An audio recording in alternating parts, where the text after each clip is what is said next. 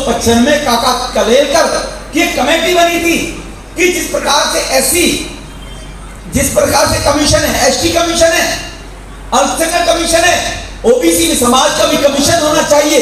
उनके हक और अधिकारों को कोई मार ना ले।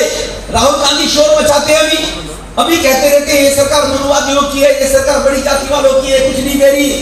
अरे राहुल बाबा, 1955 में नेहरू जी के नेतृत्व में कमेटी बनी थी और उसके बाद 55 साल तुमने राज किया, लेकिन ओबीसी समाज के लोगों को संवैधानिक उनका कमीशन बनाकर संवैधानिक दर्जा तुम नहीं दे पाए, केवल लॉलीपॉप देकर बेवकूफ बनाते रहे। अगर ओबीसी समाज के लोगों को संवैधानिक दर्जा देकर ओबीसी कमीशन बनाने का पार्लियामेंट में काम किया 2016 में, तो नरेंद्र मोदी ने 65% उस ओबीसी के समाज को उनका काम देने का काम किया।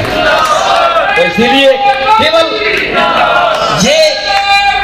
ये सोच और ये देश को आगे ले जाने वाली सोच है। इसीलिए नक्सलाइट हमारे देश में नहीं होगा। सब लोग शांति से जीने का काम करेंगे। आतंकवाद किया तो मोदी जी के 56 साल 56 इंच के सीने ने किया, जो बार बार कभी कहते हैं इनके रफूगर कभी बात कांग्रेस की 56 साल की इंच का सीना, ये 56 इंच के सीने का कमाल है। चला 370 हो, जसीए हो, 3 तलाक हो, उसको ठोकने का काम किया हो, ये काम से पहले नहीं होता था। बंबई में बम धमाके हुए, बंबई के बम धमाकों में आपने देखा होगा कि 256 286 लोग मरे। भारत गिड़गिड़ाता था, जाकर यूएनओ के अंदर जाता था, यूएनओ में गिड़गिड़ाकर कहता था वहां आतंकवाद फैल रहा है, और हमें हमेशा याचित रहते थे, याचना करते थे। आज भारत याचित नहीं है। आज भारत ने कह दिया, मोदी साहब ने अमेरिका को भी कह दिया, सिंदूर ऑपरेशन लागू रहेगा, और भविष्य में कभी आतंकवादी को ऐसी घटना घटने की कोशिश की, पाकिस्तान ने हिमाकत की, तो घर में घुसकर बचे हुए पाकिस्तान हमको बहुत तुम्हारे अड्डे हो रहे हैं, आपके बचे हुए को इस्लाम करने का काम करेंगे। ये 56 इंच का सीना ही तो है, लेकिन कांग्रेसियों को दिखाई नहीं देता, रफूगरों को दिखाई नहीं देता, चापलूसों को दिखाई नहीं देता। इसलिए भाइयों बहनों, इसी के साथ साथ केवल मोदी साहब ने यही काम नहीं किया है, हमारे देश के सभी लोगों की धार्मिक और सांस्कृतिक पुनर्जागरण की बात करें तो 22 जनवरी 2024 को राम जन्मभूमि पर भव्य राम मंदिर के निर्माण की प्राण प्रतिष्ठा, यह केवल एक मंदिर नहीं, ये भारत की 125 करोड़ भारतीयों की आत्मा की जो इच्छा थी, जो 500 साल से कितने लोगों ने अपना जीवन दे दिया। भगवान श्री राम हमारे आराध्य देव हैं, हमारी आत्मा है, लेकिन वो बाबर को लुटेरा आया और भगवान राम के मंदिर को 700 साल पहले गिरा दिया। और जबकि मुस्लिम समाज के अंदर तो, मुस्लिम धर्म के अंदर तो कहते हैं कि हम तो मूर्ति पूजा या किसी के नाम की पूजा करते ही नहीं, लेकिन वो मस्जिद का नाम बाबरी मस्जिद कैसे रखा हुआ है? वो ना तो उसको बाबरी मस्जिद नाम कैसे रख दिया? वो तो होना नहीं चाहिए था। तो यहाँ अगर बाबरी मस्जिद जो बाबर के नाम से, जहाँ पर खुदेरे के नाम से भगवान राम के मंदिर को तोड़कर बनाया गया, 500 साल के बाद वहां पर भगवान श्री राम को अगर विराजमान करने का काम किया, भारत के 140 करोड़ लोगों की भावना का आदर करने का काम किया, तो पहल करने का काम भी नरेंद्र मोदी जी ने किया। काशी विश्वनाथ को ही लोग गंगा के मंदिर का सीधा संपर्क करने का काम, 400 प्राचीन भवनों का संरक्षण, उज्जैन में महाकाल लोक का निर्माण, 7 लाख वर्ग फुट का भव्य सनातन संस्कृति का साक्षात रूप हमारे सामने खड़ा हुआ है। केदारनाथ सोमनाथ के विकास कार्यों की हमारी आस्था को आधुनिकता से जोड़ने का काम किया, और वंदे भारत ट्रेन जो सांस्कृतिक और प्रगति का मेल बन चुकी है, और गंतव्य में एक जगह से दूसरी जगह पहुंचाने के लिए अब लोगों को टक्कर की ठोकरें ना खानी पड़े। 20-25 अमीर लोगों के लिए है। अब ये इतनी गिनती में गिनवाई करोड़ों की, राहुल बाबा जरा अपनी मम्मी से बोलो, आप चांदी की चम्मच लेकर पैदा हुए हो, उनसे बोलो कि याददाश्त बनाए रखने के लिए रोगर बादाम भी खिलाया करे आपको कहने की। वो हमदर्द से ना आकर राम बाबा रामदेव कराकर खिलाए तो राहुल बाबा आपकी याददाश्त ठीक हो जाएगी। इसलिए आपको ये लगेगा कि मोदी जी की सरकार 23 लोगों के लिए काम कर रही है या 140 करोड़ देशवासियों के लिए काम कर रही है, ये अंदर आपको सब समझ में आ जाएगा। इसलिए भाइयों बहनों, हमें धारा 370 और कांग्रेस का जो असली चेहरा सबके बारे में मैंने आपको जानकारी दे दी है कि अब जम्मू कश्मीर के अंदर कोई हिमाकत नहीं करता पत्थर फेंकने की।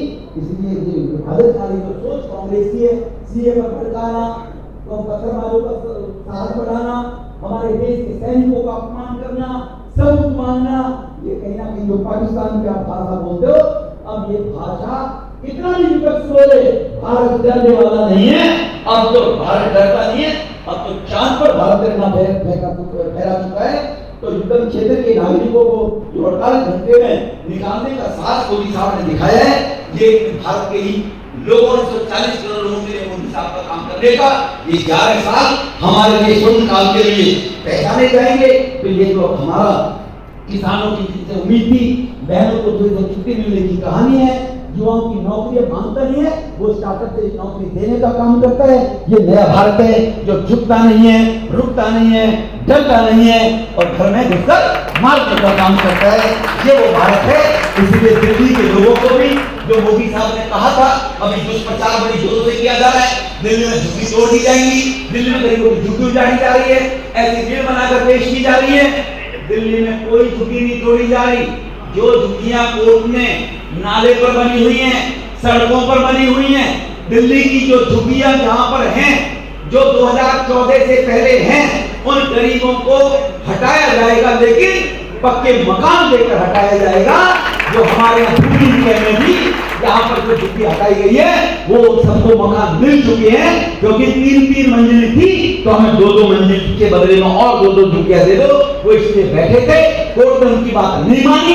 कोर्ट ने उनकी बात मानते तो मोदी जी उनको भी झुग्गी देने के लिए तैयार हो जाते, क्योंकि मोदी जी कानून और संविधान से ऊपर नहीं है, बाबा भीमराव अम्बेडकर के बने कानून का सम्मान करते हैं। इसलिए जो दुष्प्रचार करते हैं, अब उनके पास करने के लिए कुछ है नहीं। तो इसलिए हर नागरिक को सुरक्षा, सम्मान, यमुना नदी को आप 2 साल बाद देखेंगे, मेरी बहनें सब देखेंगी। आप यमुना नदी में जाएंगी तो यमुना रिवर बैंड बनेगा और शाम को वहां पर आप पिकनिक के रूप में जाके 2 साल में रह जाएंगी।